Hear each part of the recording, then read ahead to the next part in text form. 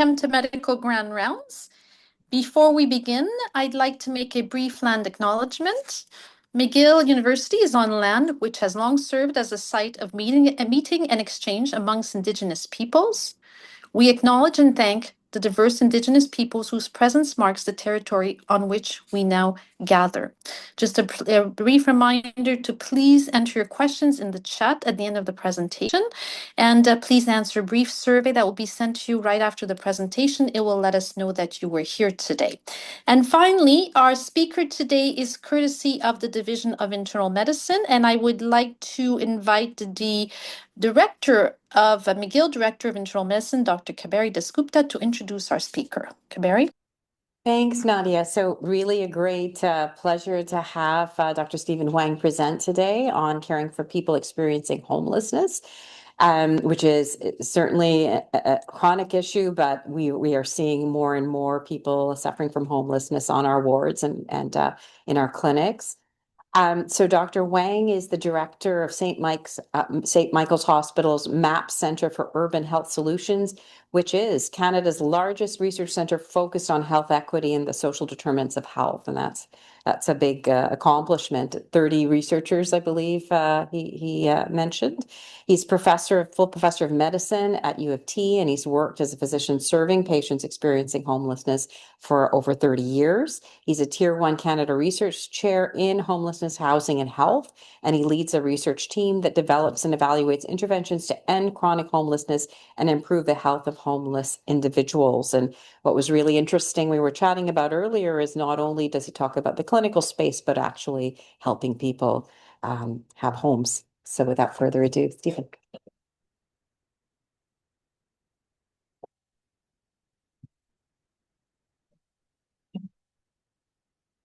Thank you very much for the invitation to be here. I'm really delighted to be here. I'm going to be talking about Streetwise medicine, caring for people experiencing homelessness.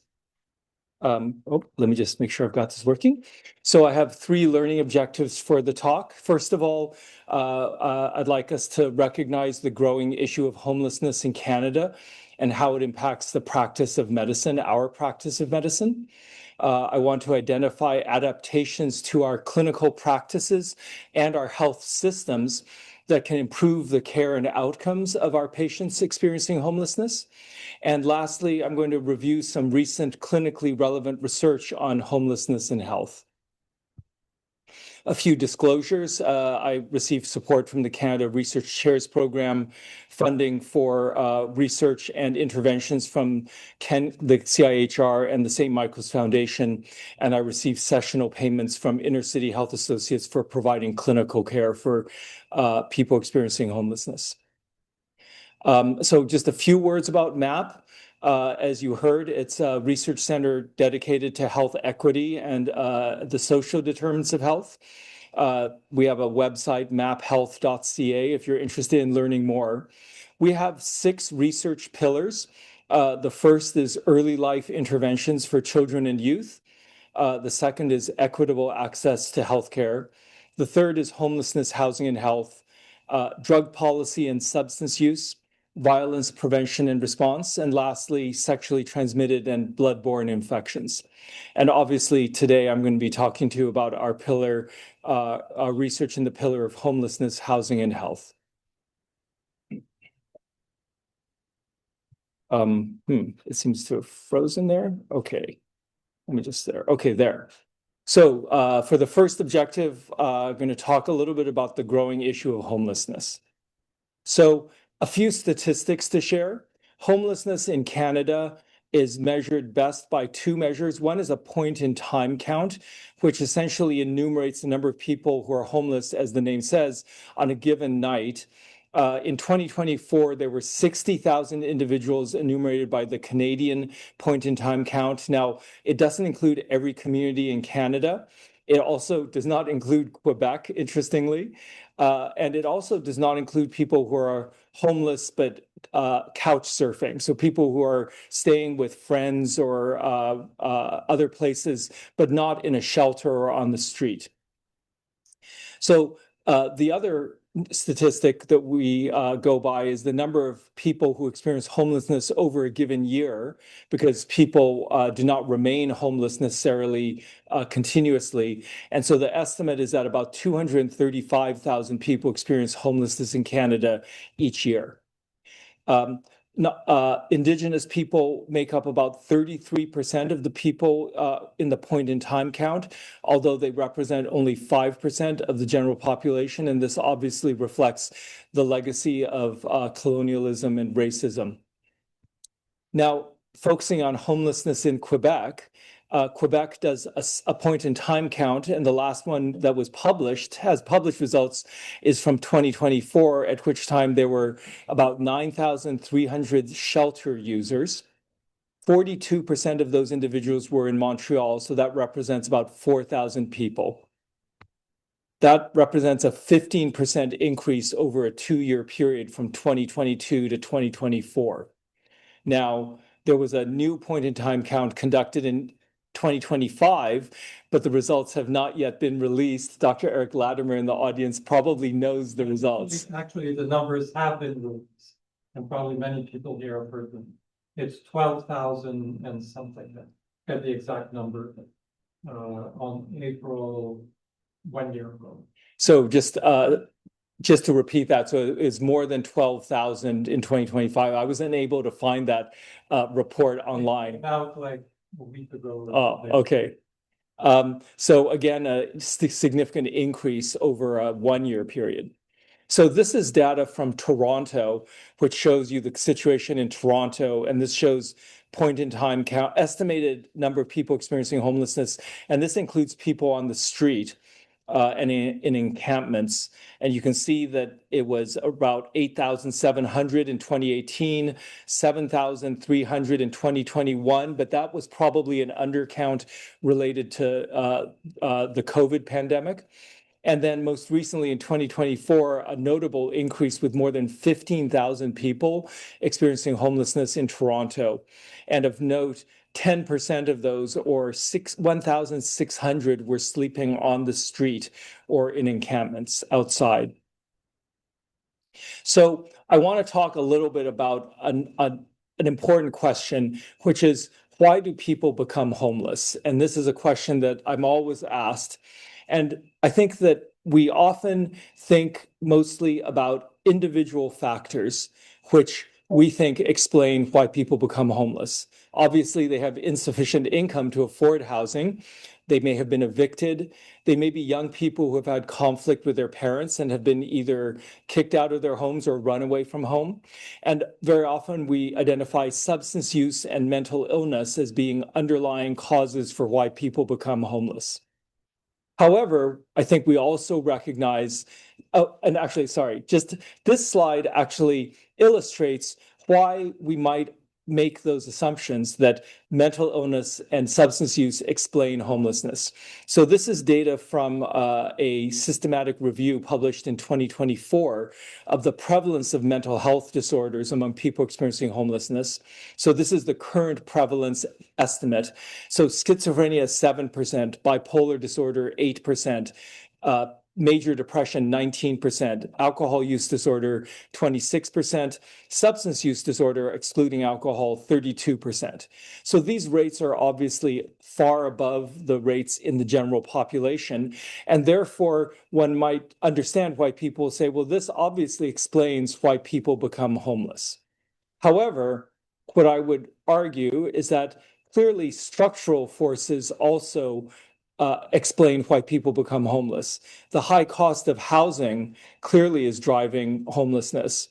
Weak social supports, namely the lack of child welfare supports when someone hits 18 or 21, low social benefit rates that make it essentially impossible to afford housing in high-cost cities, intimate partner violence, post-incarceration homelessness for people who are released directly to the street from jails, and of course, the legacy of racism and colonialism. So to really understand these two factors, I like to use the analogy of the game of musical chairs. So I think we're all familiar with this game. Maybe we played it when we were young. They set a circle of chairs, the music plays, and the children walk around in a circle. The moment the music stops, the children scramble for a chair. But as you can see from the picture, there are not enough chairs for everyone. So some people are left standing without a chair, and they are the losers and they are out of the game. So in this analogy, the chairs represent housing, and the people who are left without a chair are people who are left homeless. And so this illustration, this analogy helps illustrate that there are two separate questions that we need to consider when we think about homelessness. The first question is, who is at highest risk of becoming homeless? And the second separate question is, why are there so many homeless people in our community? And it's important to realize that often when people ask, why do people become homeless? They're actually asking the second question. They're really thinking, why are there so many homeless people that I see every day as I walk around our city?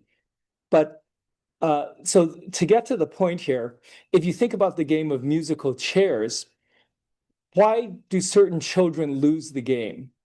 They might be the youngest child in the class or the littlest child in the class, or they might have a disability that makes them less able to scramble for a chair quickly when the music stops.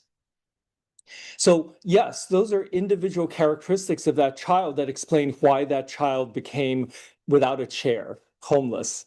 But if you think about it, why are there people being left without chairs? It's because we've set up a game where there are not enough chairs for everyone in the room, and someone is going to be left without a chair. And this is an analogy for the systemic factors, the fact that when we don't create enough affordable housing, someone is going to be left behind. And so it's important to realize that it's not as if it's only individual factors or only systemic factors, but it's really the interplay that determine how many the phenomenon of homelessness. And it's really important to understand that there are two different questions about who is at highest risk versus why are there so many people experiencing homelessness. And this figure actually illustrates this point very clearly. So this is shows the number of people experiencing homelessness in a number of North America, US and Canadian cities, normalized for population. So it's the number per 10,000 residents. The dark bars is sheltered, and the light green bars are unsheltered. So obviously in climates where it's warmer, it's easier for people to remain unsheltered. So, but the important point here is to realize that there is a vast variation in the number of people experiencing homelessness when you adjust for population size.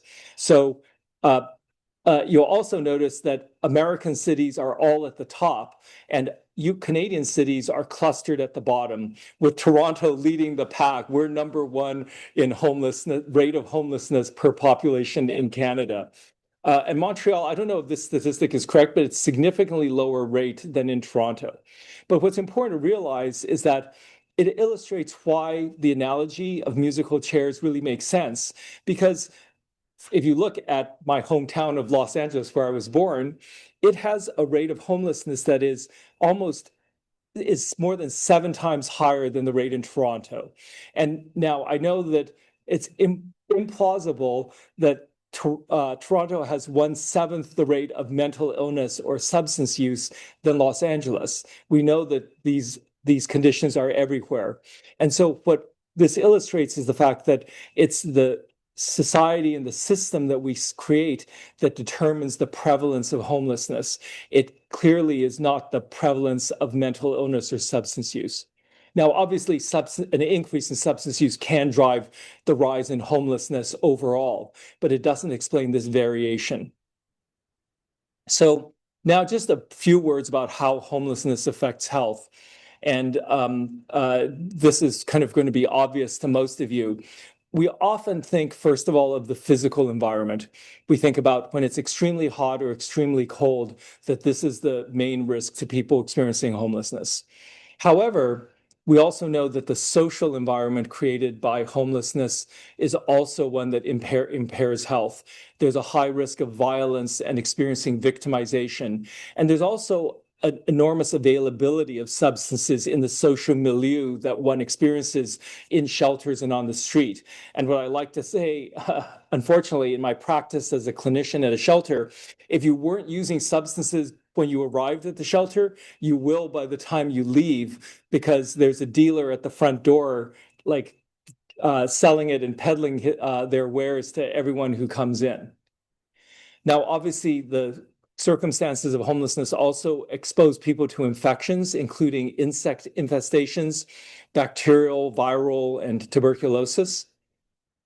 And then there's also the really adverse effect on mental health.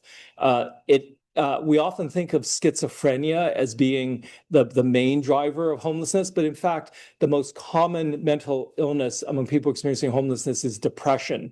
And homelessness creates an environment where people are chronically stressed and understandably losing hope, and they either become depressed or their depression becomes worse. It's obviously an environment that is extremely ill-suited for wellness and recuperation, and I'll come back to this later when we talk about our practice taking care of patients in the hospital. People experiencing homelessness often have very impaired access to healthcare, and there's a very significant stigma and discrimination, and people who talk to you about their experiences with healthcare will often say that they feel treated differently and worse because of their homelessness or their poverty. So why does this matter for us working in the hospital? So this is data from CIHI on hospitalizations among people experiencing homelessness. And this is not surprising given that there is this vicious cycle. People who have poor health are more likely to become homeless, and then people who are homeless are more likely to have their health deteriorate. So the average length of stay of a person experiencing homelessness in Canada is 15.4 days in hospital versus 8 for the national average. The estimated average cost for a hospitalization for a homeless individual is $16,000, whereas it's only $7.8 thousand on the national average. And the top 3 reasons for hospital stays for people experiencing homelessness are substance use disorders, schizophrenia and other psychotic disorders, and cellulitis. So I'm now going to turn to the second topic of my talk, which is to identify some adaptations that we can implement in our clinical practice and in our health systems that can improve the care and outcomes of people experiencing homelessness.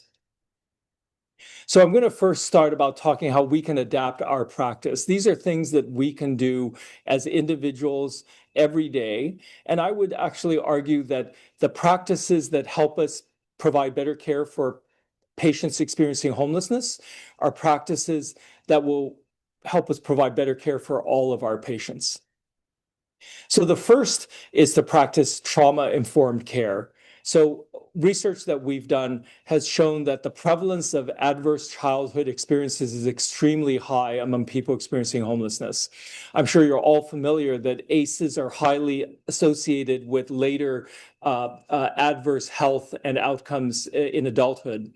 And the prevalence of 4 or more adverse childhood experiences, which is an extremely high number, is 54% in the homeless population, which is 10 to 20 times higher than the rate in the general population. So the way I think about trauma-informed care is that people who've been traumatized have a really strong and sometimes, to us, irrational need for control and autonomy over their decision making. And sometimes people will make decisions that we view as irrational or absurd, but they make sense to that person given the situation. So I always try to remember when someone experiencing homelessness is trying to sign out AMA or making decisions that I'm trying to encourage them not to make, that I need to have a trauma-informed lens to my practice. The second point that I will make, again, this is from research that I did with a student many years ago, is the concept of welcomeness. So just to realize the hospital is our workplace. We're very comfortable in it. We come here and it's like our second home. But for patients coming into the hospital, it's a very scary place. And for people who have experienced stigma and discrimination, it's basically a place where they are accustomed to being treated badly. So our patients, especially our patients who experience homelessness, but many of our patients come into the hospital kind of expecting a bad experience and expecting us, healthcare providers, to treat them really with disrespect. And the way that I think that the best way to counteract that is to think about patients as guests in our home. And yes, the hospital is kind of like our home in this analogy. And the goal is to make our patients feel welcome, not as like just another widget on the assembly line to be processed, treated, and shipped out the door, but a human being that we recognize as a fellow human being and who we meet and welcome to the hospital or to the healthcare setting. And we're recognizing that we have a chance to counteract the adverse experiences that they may have experienced in the healthcare system in the past.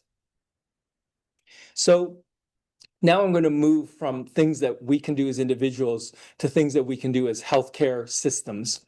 So for those of us who practice inpatient medicine, we know that the transition from hospital to the community can be a rough one. But for people experiencing homelessness, it is often a terrible one. And this picture is just a little cartoon illustration of what happens. We spend thousands of dollars giving people state-of-the-art treatments in the hospital, and then we discharge them with a discharge plan saying, "Dear patient, please follow these instructions. See your family doctor, take your medications, come back for this specialist visit, get this imaging study, blah, blah, blah." And then we send them to the street, and then surprise, surprise, they don't get better, they get worse, and they end up back in the hospital. Research that we've done at our hospital and research that's been done in Canada overall shows that rates of readmission are extremely high among people experiencing homelessness. In a randomized trial that we completed in our hospital, St. Michael's Hospital in Toronto, the 90-day readmission rate for people experiencing homelessness was 40%. So what can we do about this? So we created a program called the Navigator Program at our hospital, which essentially said we need case managers who get to know people while they're in the hospital, but who then follow them out into the community and work with them after we've scratched them off of our inpatient census list and have kind of gone like, well, I hope things go well. These case managers or navigators are working with our patients who are homeless for several weeks to months after discharge. Now, one key characteristic of this program is that these are not people from some community-based agency who we just send a referral to and hope that they find the person in the community. These are members of the hospital care team. So when I'm on the ward taking care of patients, they're there at morning rounds and we're telling them, hey, we just admitted Mr. So-and-so. And so they from day one, they can be involved in the patient's care, build a relationship with them, understand what their medical issues are. And very importantly, they're people who understand the homeless service environment in the community. So they know how to get a bed for someone at a shelter. They know if the person says, oh, I hang out at this street corner, they know the name and the phone number of the person who works at the drop-in center at that street corner. So they are really skilled at navigating the system, both inside and outside the hospital. And they make the discharge plan real, rather than being just a piece of paper that falls apart the moment the person leaves the hospital. And also the program has a bit of a flex fund that allows us to do things like call an Uber or a cab to get the person to their follow-up appointments. So this is just a picture of several of our navigators at St. Michael's Hospital. And so this is a program that we initiated. We conducted a randomized controlled trial of the intervention, the results of which I don't have yet to share with you. And that we were able, with funding, donor funding from Staples Canada, we were able to pilot the same program in St. Paul's Hospital in Vancouver and also at CHUM here in Montreal. we tried to get it started here in at McGill, but we're unable to due to some challenges. But I think it's a really helpful program. So I just want to talk about another program that is very, I think, very important. It's called medical respite or recuperative care. And the idea is that when we discharge someone, they're often too ill or frail or not ready to recover from their illness on the streets or even in a shelter.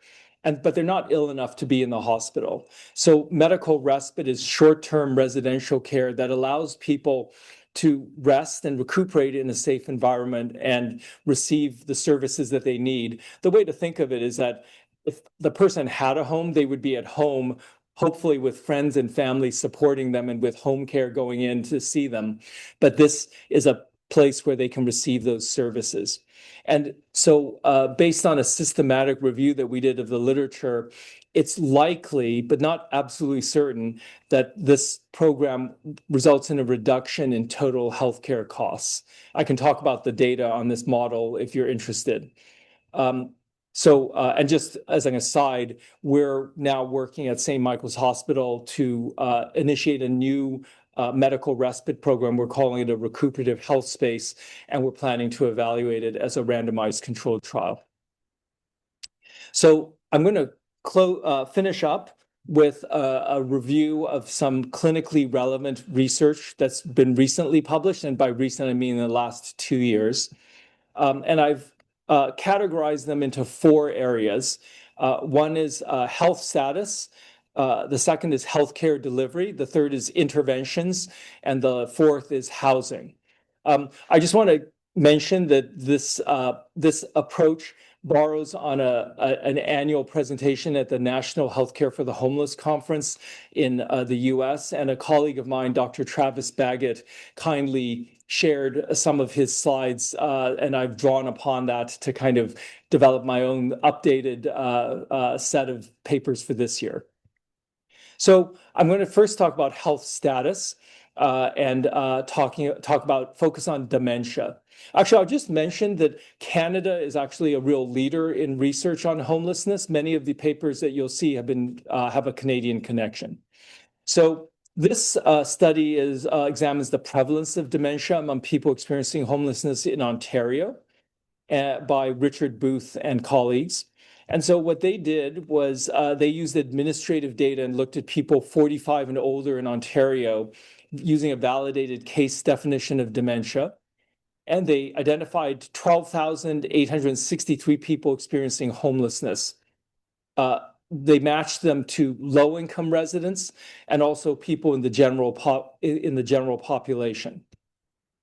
So the prevalence of dementia in these 3 groups was 6.9%, 6.3%, and 5.1% respectively. But after adjustment for age, sex, and other relevant characteristics, the prevalence of dementia among people experiencing homelessness was 71% higher than among low-income comparators and 90% higher than the general population. So just an important reminder that cognitive impairment is quite common in this population and is a growing problem as the population ages. And it's due to a variety of factors. I should just mention that traumatic brain injury contributes to this, and research that we did demonstrates this link. Now, I mentioned the aging of the homeless population, and this is something that you may have noticed, actually. We are seeing in Toronto, I'm seeing people in their 70s and 80s in my shelter clinic, where that used to be a rarity, and now it's kind of a regular occurrence. And so this is a real thing where people in the homeless population are aging. And there is, and I'll just point out that this is the effect of 2 things. The first is the fact that people are sometimes aging in place. So essentially, people are stuck homeless for years and years and years, and they age as individuals experiencing homelessness. But there's something else going on, which is there's a birth cohort effect. So what this study shows, and it's one among many by Byrne and colleagues, it shows the age distribution of the homeless population, and on the x-axis is age group, and on the y-axis is the number of people in the sheltered male population in the US. So the colored lines actually show, I'm sorry, it doesn't show the years, but it actually shows decades. So this is like the orange is 1990, and then 2000, then the blue is 2010, and then the gray is 2020. So what you're seeing is that there's a hump that is moving along as you look decade after decade after decade. So what this means is that there is a group of people, a cohort of individuals who are now, because this data is now 6 years old, so these people are now in their mid to late 60s, who form a demographic bulge in the homeless population. So there's something about being born in the late 50s, early 60s that increase the risk of homelessness. And we don't really know why, and sociologists can speculate. I won't go into that in depth here. But there was something about that being born in that time, and then more likely growing up in the 80s, that actually put people in that group, in that time period, in that birth cohort at increased risk. So this also explains the aging of the homeless population, and why we're going to see in the hospital more and more of these the complex medical conditions that we're used to dealing with, but now in people experiencing homelessness, and they also occur in these individuals at an earlier age. So, on average, illness diseases that we are used to seeing only in people, it's in the 70s and 80s in the general population, are occurring in people's 40s and 50s in the homeless population. So my second area that I'm going to talk about is healthcare delivery. And so I'm going to talk about healthcare costs. So this is a paper on disparities of healthcare costs among people experiencing homelessness in Toronto. This paper was done by Lucy Richard, who's in my research group, published in BMC Health Services Research. So basically, this study used administrative data and relied on a cohort of people that we recruited in Toronto during the COVID pandemic, 640 of them, a representative cross-sectional sample. And we matched them to 4-to-1, or not more than 4-to-1, 5-to-1 to low-income housed individuals also living in Toronto. And so what we found, bottom line, is that average one-year healthcare costs were $12,200 among people experiencing homelessness versus $1,900 among people in the general population, low-income individuals. And this is people who are not selected for having used healthcare. That's one of the characteristics of this cohort, is that they were selected in the community. So if you did this study among people using hospital care, the numbers would be 4 or 5 times higher. So after adjustment, people experiencing homelessness have costs almost 6 times higher than you would expect. Now, I'm going to move on now to another area of research on interventions. Now, I think that we're all aware that the number of people living in homeless encampments has risen over the last 5 years. I think it's something that you see in Montreal as well, but it's really happened in cities across Canada. So it's not really geographically restricted. And so there's been a lot of debate about how to address people living in encampments, and I'm happy to talk about that during the Q&A. But this study by Zwick and colleagues looked at health and economic outcomes of various strategies to address encampments, assuming that it focused on individuals who are using opioid drugs. So what they did was they created a decision analytic model with a closed cohort transition simulation, and they looked at they had a cohort, a model of 400 adults, all of whom were opioid users. And they essentially tested 4 strategies. One is no sweep, which essentially means just leave the encampment, don't do anything.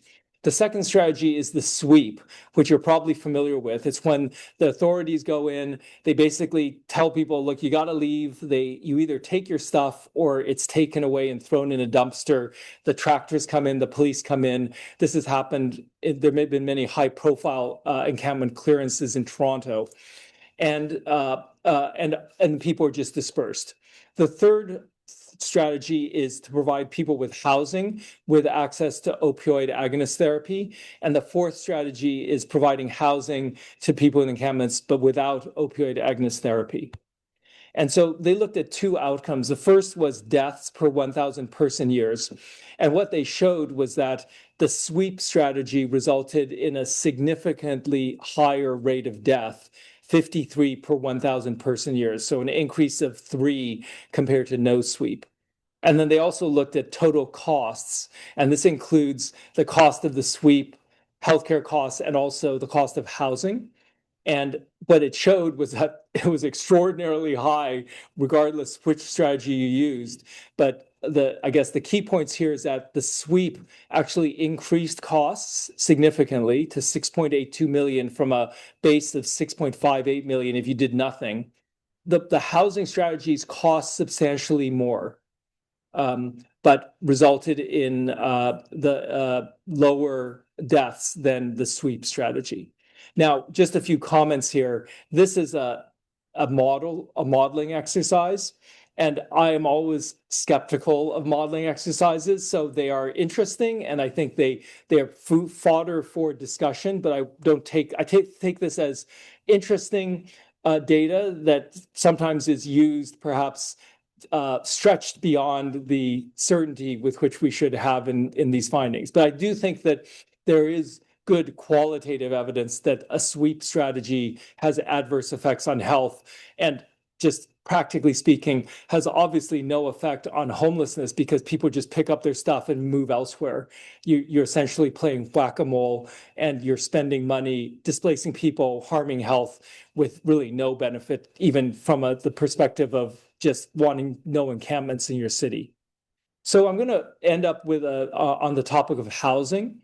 And so I think we all agree that people should be housed. We don't want people to be living in shelters and on the street. And it is tempting to say, well, if we just house people, their health problems would get better. But unfortunately, reality is more complex than that, and research has demonstrated this, that housing is housing first and other approaches can end homelessness very quickly, but it doesn't necessarily result in rapid gains in health status. And so this is I'm going to share results from a very recently published study, actually literally this past month, called Changes in All-Cause Overdose and Suicide Mortality in the First 2 Years of Supported Housing in the US. And this is data from the VA system.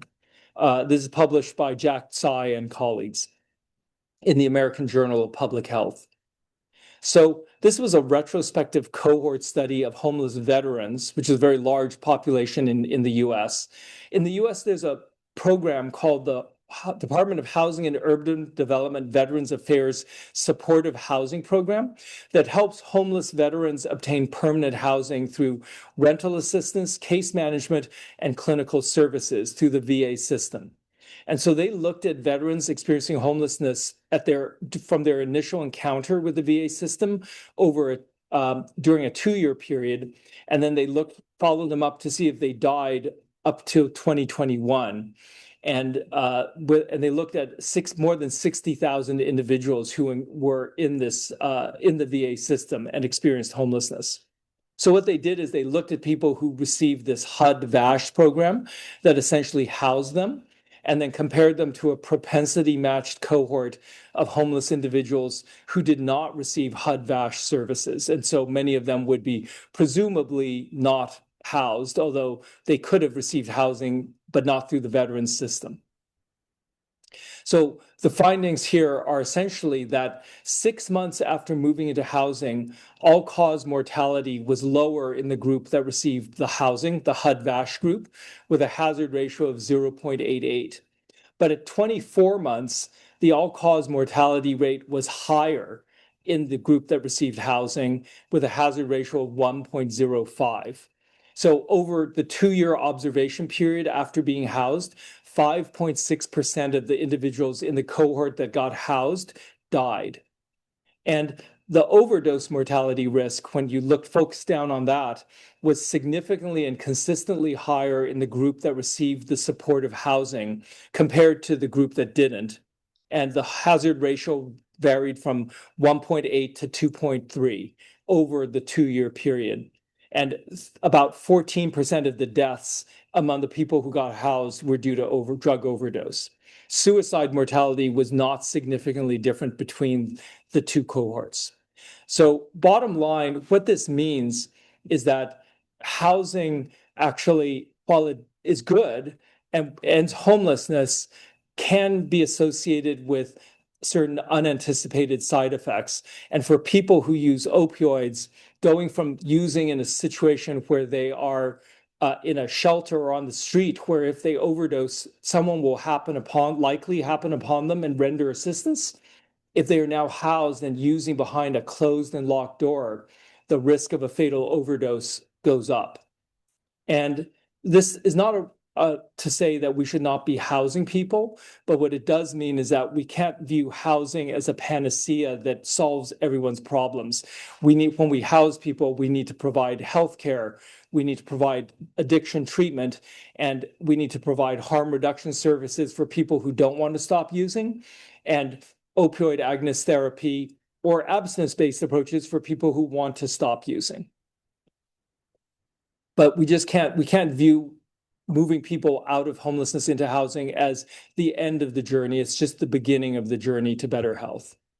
So hopefully I've covered these 3 learning objectives to recognize the growing issue of homelessness, why it's relevant to our practice, what we can do about it, and what research can do to inform our approaches.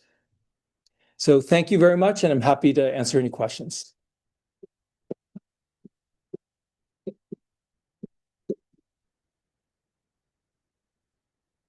Should I just look at the chat and read questions? We usually do some questions in the room, Okay. and then we go to the chat, but I'm happy to see there's already. Maybe we can take questions from the room first.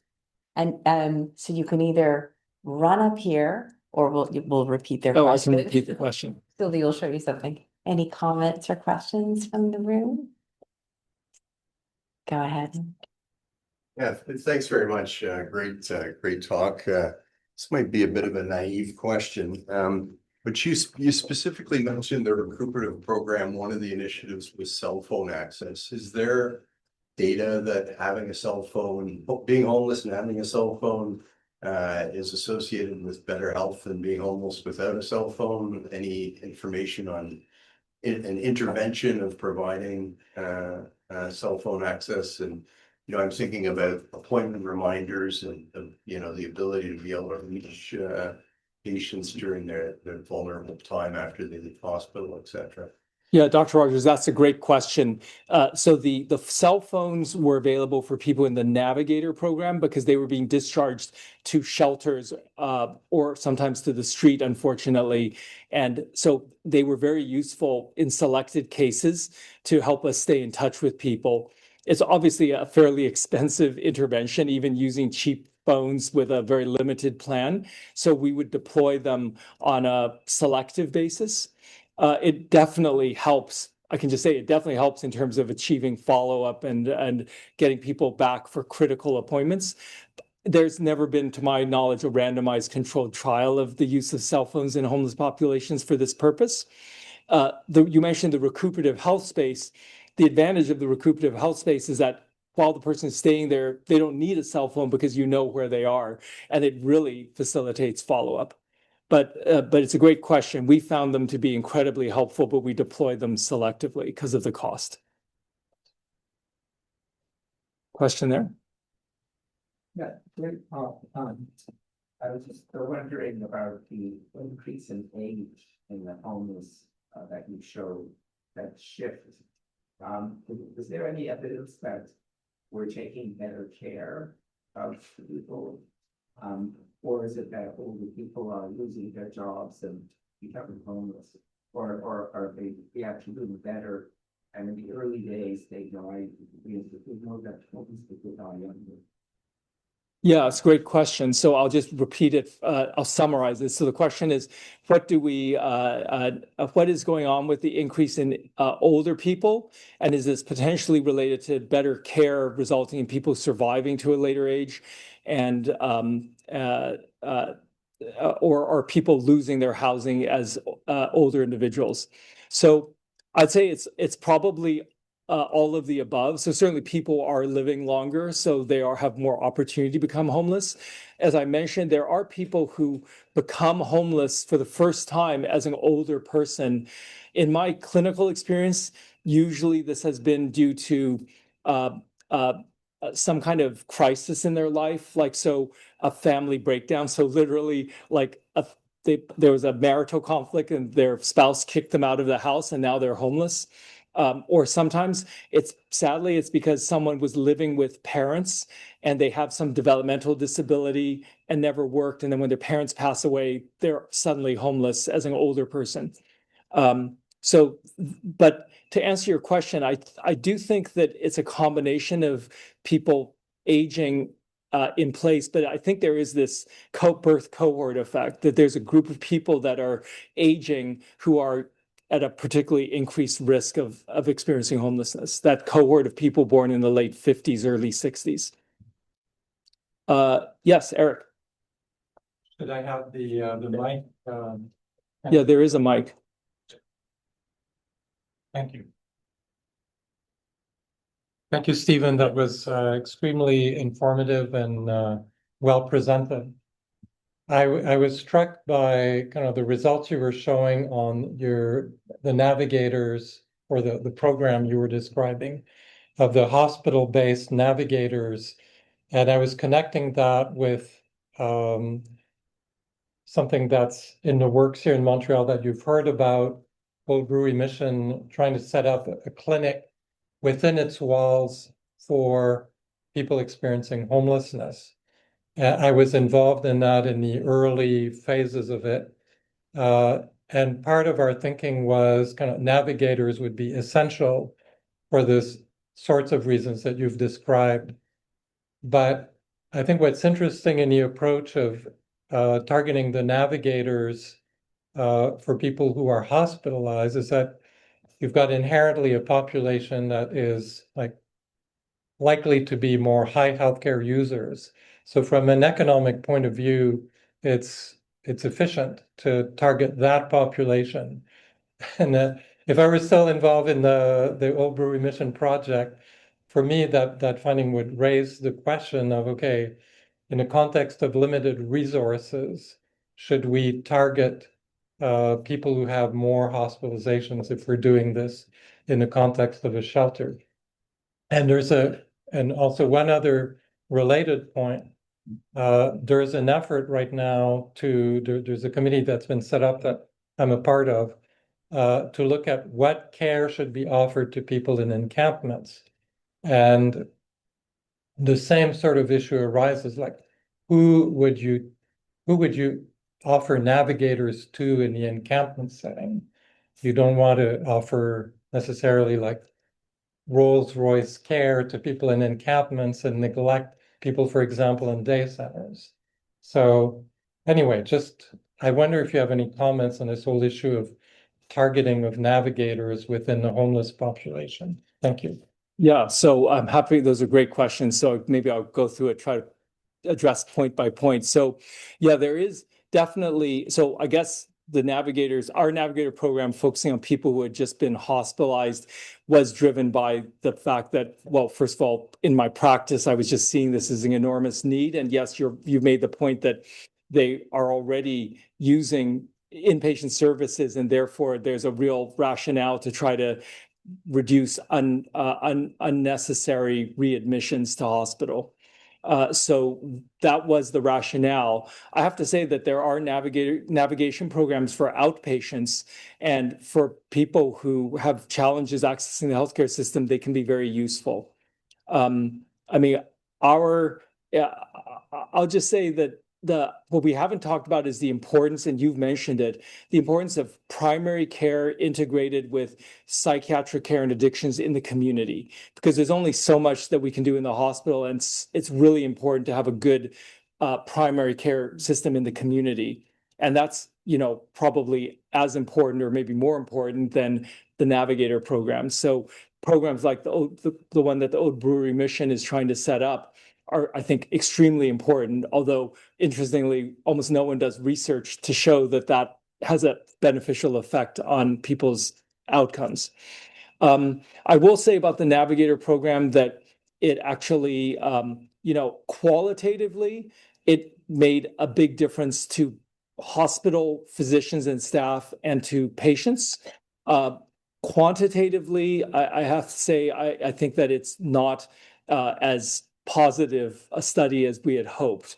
I am going to answer one of the questions in the chat, which was I alluded to the fact that there were challenges arising in Montreal.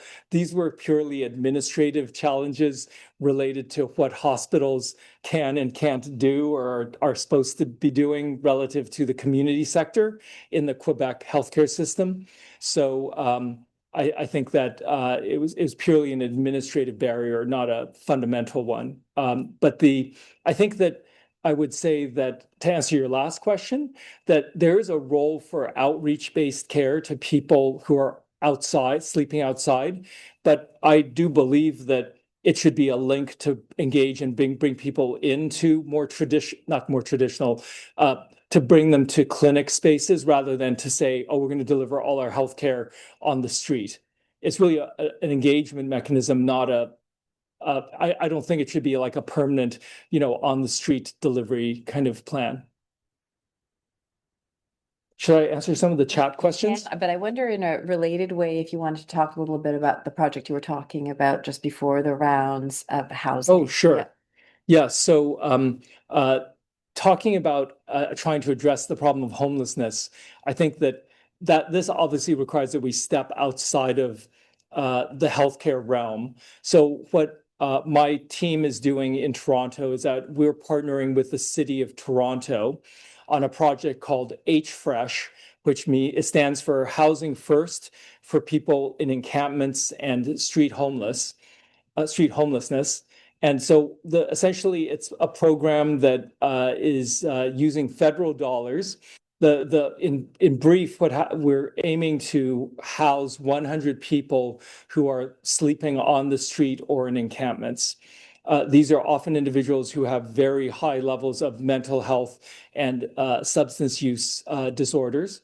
And so what we do is we take people from, people are engaged by street outreach teams who then connect them to these flexible, assertive community treatment teams or intensive support teams that work with them and support them as they move into housing. The housing that we have is what's called permanent supportive housing. So it's buildings where everyone in the building essentially is previously homeless. All the units are subsidized and there are supports in the building. So there are people in the building who support the tenants.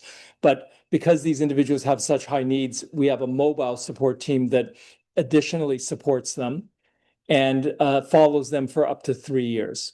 So we're doing this now, and we've housed about 50 of a targeted 100 individuals with this approach. So it's more of an implementation project than a research study, although we are trying to collect research data on this group and have a non-randomized comparison group. Go ahead with it. Sure.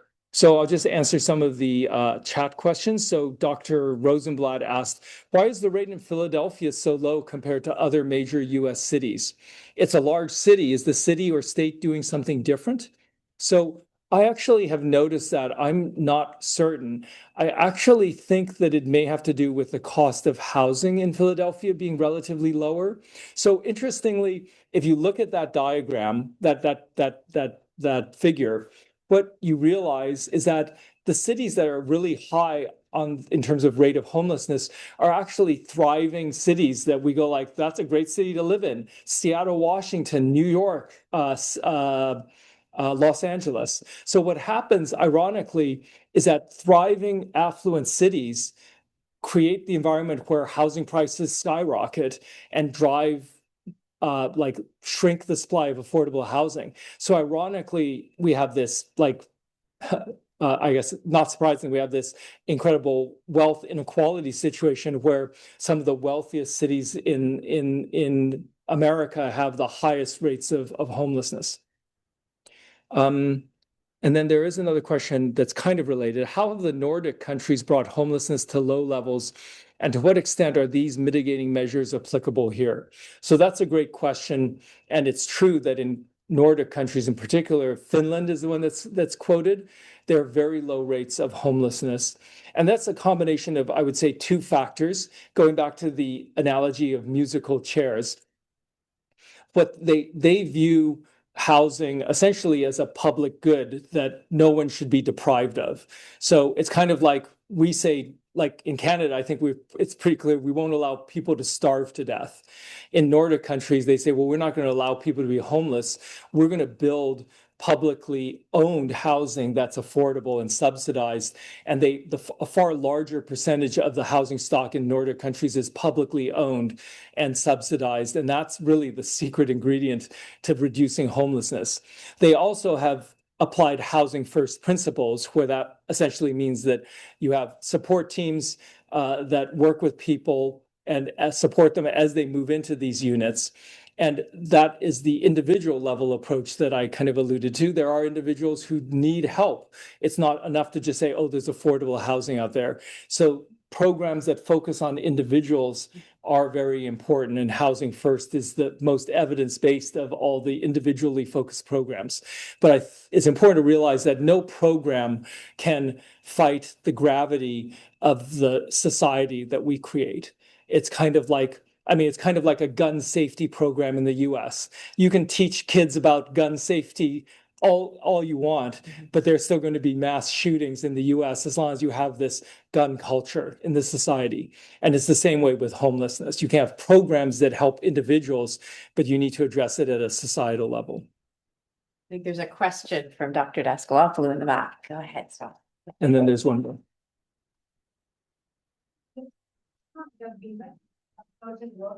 Oh, yeah, do you want to? From our own experience in the clinical practice, there are many of these patients who actually do not want to be housed, or they go and they leave, either because they have PTSD or they have psychological issues or out of principle. What do you think about that, and how can we really attack this? So they don't want to. Yeah. So I think that I think that the reality is that it's complex.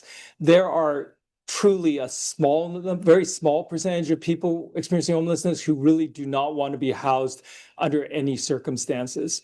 I think that what often happens is that they don't want to be housed under the circumstances that we offer them. And I can tell you an example from the H-Fresh project in Toronto. One of the buildings that we're housing people in is this really rundown, terrible building that is very loud, dirty, unpleasant, and just really overrun by drug dealers.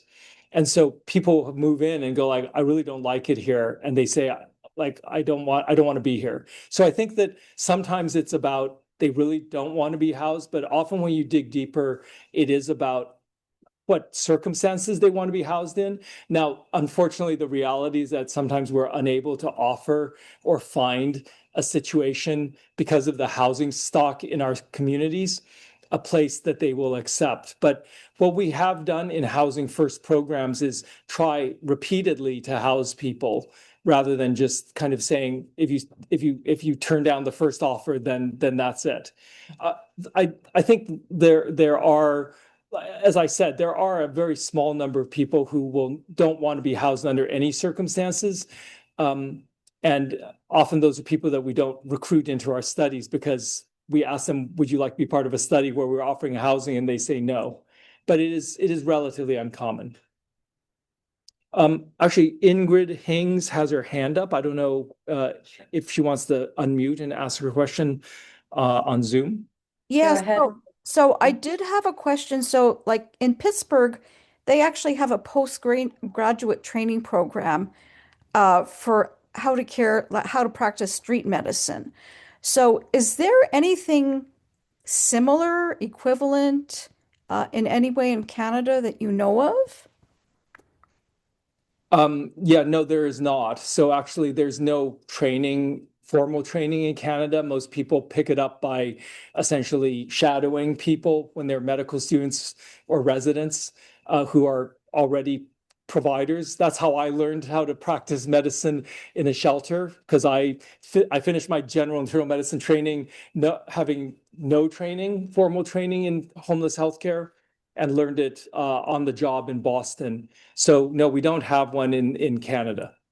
So do you think it would be helpful? Yeah, I think it would be actually. I mean, I think that it's definitely something that's worth pursuing. And then I just have a comment, excuse me, about the nurse navigators. So as a former oncologist, we have nurse navigators according to disease site, but we also had a nurse navigator specifically for the Cree and Inuit populations. And I'm wondering if that's sort of, because like, they know the villages that the people come from, the patients come from. And there's quite a bit of accumulated, I'm going to say, expertise, relationship building that has already gone on. And I'm wondering if there's some way that this could be harnessed to offer nurse navigator services, whatever you want to call it, to the Indigenous population who disproportionately are represented in the homeless population. Yeah, it's a great question. I know it's 1 o'clock. I'll finish up now. Actually, I think it's really important that there be Indigenous health navigators in any major city. I think that in Toronto, in our hospital, we have a separate Indigenous health navigation team. And I think that while there is overlap between the homeless population and the Indigenous patient population, it's important to have, I think, 2 separate teams to reflecting the fact that, you don't want to conflate the two. But I do think that it is a model that has, a lot of benefit in many different populations. And you've already named the other one, which is the oncology population.